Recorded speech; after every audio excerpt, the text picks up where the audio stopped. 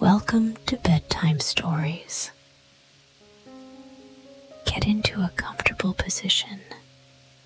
Take a few deep breaths, inhaling through your nose and exhaling through your mouth. As you breathe, let the tension and stress melt away from your body. With each exhale, allow your body to sink deeper into a state of relaxation.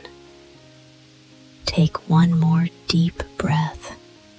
As you exhale, allow your mind to drift into a peaceful, restful state. Let go of any thoughts or worries. Continue breathing slowly and steadily as you sink deeper and deeper into a state of relaxation and calm. Allow yourself to drift off into a peaceful sleep. The weight of wind. The wind came from the east that morning, dry and sharp as glass, carving fine lines into Ava's cheeks as she stood on the porch of the farmhouse. The wheat fields before her, once golden and generous, lay flat, shorn by the worst storm the valley had seen in decades. She hadn't slept.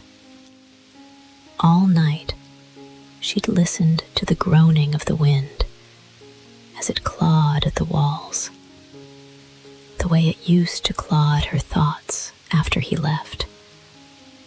That storm took everything, just like Caleb had. Ava had moved to this house with him 3 years ago, thinking it would be the start of something whole. He'd called it their forever land. But seasons passed, and forever thinned like old paint. Caleb stopped speaking in the mornings. Then he stopped coming home some nights. Then he stopped altogether. Now the fields looked like his voice had sounded before he vanished. Emptied, brittle, ruined. A chicken called out behind her, confused and angry. She turned and realized the coop had blown open. One of the hens hobbled around in circles, dazed. Something in Ava moved. She walked down the steps, boots crunching over broken branches and tangled straw. She gathered the hen gently and placed it back in the coop, securing the door with a rusted hook. It was small, but it was something. The next days were dry and cruel. Every muscle ached. She patched fences. She swept glass from the barn windows. She hauled the broken remnants of her greenhouse into a pile and set fire to it, standing alone as the smoke curled into the same sky that used to bring rain. On the 5th day, her elderly neighbor Tom came by. He looked at the field and gave a low whistle. "You gonna replant?" he asked. Ava looked out over the damage. She should have said no. She almost did. But something in her, a stubborn splinter lodged deep, said yes. The soil was unforgiving. It clung to her tools, resisted the seeds, mocked her efforts with every sun-scorched afternoon. But slowly, the land softened. Or maybe Ava did. She stopped waiting for Caleb's truck to appear on the dirt road. She stopped checking her phone at night. She let the silence settle, not as a threat, but as a blanket. One morning, as summer turned to fall. She stepped out onto the porch again. The wind was back, but gentler this time. It lifted her hair instead of cutting her. She looked over the fields and saw the first shoots of green pushing through. Tiny, uncertain, but alive.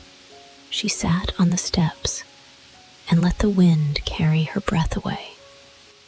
And for the first time in a long while, she whispered, "I'm still here." It was a month into the quiet green when the dust rose again from the road. Ava was kneeling in the soil, planting a row of onion starts. She heard the low hum of a truck engine and froze, her fingers still sunk in the dirt. The same dusty blue Ford.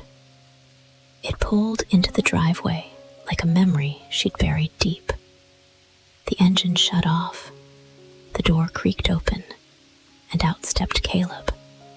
He looked different, tired maybe, weather-worn.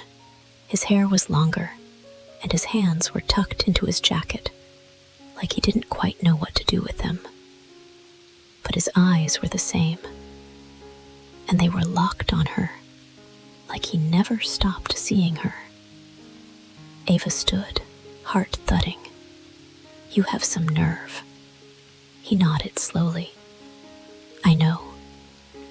They stood in silence. Even the wind seemed to hush. Then she asked, voice sharper than she meant, "So where have you been?" Caleb took a step forward, then stopped himself, like he didn't want to come too close too fast. "I joined a conservation crew," he said. "Forest restoration. Out west, in the Cascades. It was supposed to be a month, but I stayed. 8 months turned into nearly a year." Ava blinked. "You left your life for trees?" He gave a quiet laugh, not mocking, but self-deprecating. "I left because I didn't like who I was becoming. You knew it. I knew it. I didn't feel grounded anymore. That crew work, living out of a tent, digging trails, no signal, no noise. It stripped everything down. I felt useful again." Her jaw clenched, eyes flashing. "And what you just forgot to call?" "I didn't forget," he said quietly. "I couldn't. I tried, Ava, 12 times. But the longer I waited, the harder it got. I didn't think I deserved to ask for your understanding. Not after how I left. I kept telling myself you were better off not waiting on a man still figuring out how to stand up straight." She crossed her arms. "So why now?" Caleb glanced toward the fields, then back at her. His voice lowered. "There's this tree in the Cascades, western hemlock. It doesn't grow well in clearings. It needs the shelter of older trees, the shadow, the quiet. It grows slow, steady, hidden, until one day it's tall enough to reach the light on its own." He paused, voice a little hoarse now. "I think I went out there because I needed to be in that quiet. No noise, no expectations, just something still and alive. And after a while, I realized I wasn't meant to stay lost in the woods. I just needed enough silence to remember who I wanted to be." He looked back at her, steadier this time. "And every day out there, no matter where we hiked, I kept seeing this picture in my head, this porch, these fields, you.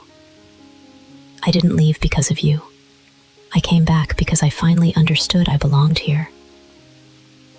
Ava looked at him for a long time, jaw tight. Then, without a word, She handed him the trowel. "You still know how to plant onions?" Caleb smiled, slow, unsure, but real. "Better than I used to." They knelt in the dirt, side by side, like no time had passed, hands brushing as they worked. The sun moved behind them, casting long shadows across a field that was, once again, beginning.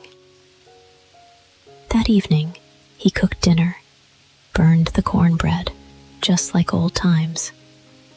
They ate on the porch, boots kicked off, silence folding over them like a blanket. When she leaned against him, and he rested his hand over hers, the stillness spoke loud enough. He was here. He was staying. And this time, they'd grow back together. Rest well, and wake up refreshed for a brand new day. Good night, and sweet dreams.